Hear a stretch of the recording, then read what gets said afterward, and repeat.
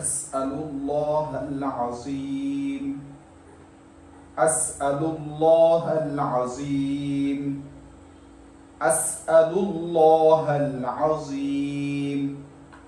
রব্বাল আরশিল আযীম, রব্বাল আরশিল আযীম, রব্বাল আরশিল আযীম। আন ইয়াশফিয়াহু, আন ইয়াশফিয়াহু, আন ইয়াশফিয়াহু। পুরুষ হলে হু হবে, মহিলা হলে হা হবে। আন ইয়াশফিয়াহা। আসআলুল্লাহাল আযীম, রব্বাল আরশিল আযীম। আন ইয়াশফিয়াহু অথবা আন ইয়াশফিয়াহা। আসআলুল্লাহাল আযীম, রব্বাল আরশিল আযীম। আন ইয়াশফিয়াহু, আন ইয়াশফিয়াহা। এবং সূরা ফাতিহা আউযু বিল্লাহ এবং বিসমিল্লাহ সহকারে পড়বেন।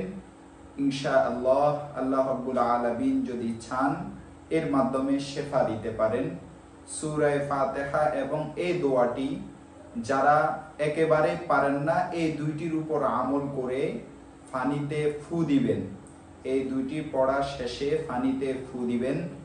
আর যদি কোনো আথর থাকে অথবা কারো বদনজর থাকে তখন চারকুল অর্থাৎ কুল হুয়াল্লাহ, কুল আউযু বিরাব্বিল ফালাক, কুল আউযু বিরাব্বিন নাস এবং কুল ইয়া আইয়ুহাল কাফিরুন। বিশেষ করে কুল আউযু বিরাব্বিল ফালাক এবং কুল আউযু বিরাব্বিন নাস পড়বেন।